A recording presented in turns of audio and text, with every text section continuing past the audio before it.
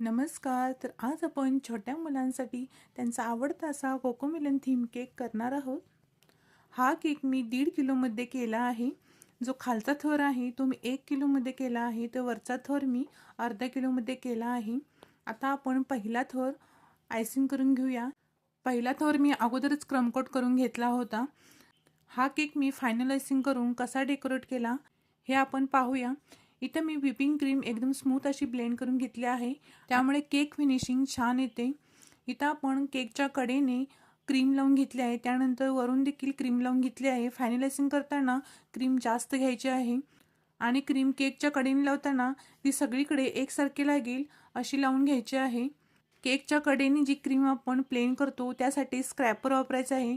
स्क्रॅपरनं cream पूर्णपणे एकसारखी करून घ्यायची आहे. त्यानंतर केकच्या कडेने जी राहिलेली क्रीम असते ती पॅलेट नाईफने छान अशी प्लेन करून घ्यायची आहे. केकच्या कडा जेव्हा आपण पॅलेट नाईफने क्लीन करतो तेव्हा प्रत्येक वेळेला पॅलेट नाईफ क्लीन करून घ्यायचं आहे.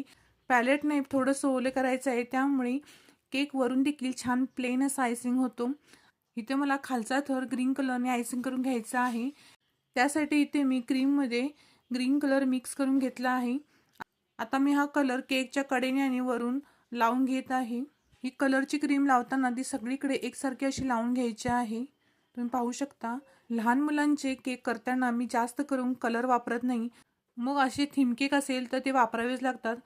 त्यामुळे काय करायचं, फायनल आयसिंगमध्ये आपण जी काही क्रीम वापरतो त्याच्यामध्ये कलर डायरेक्ट मिक्स न करता केक आयसिंग झाल्यानंतर वरून हलकासा कलर थोड्याशा क्रीममध्ये मिक्स करून तो लावून घ्यायचा.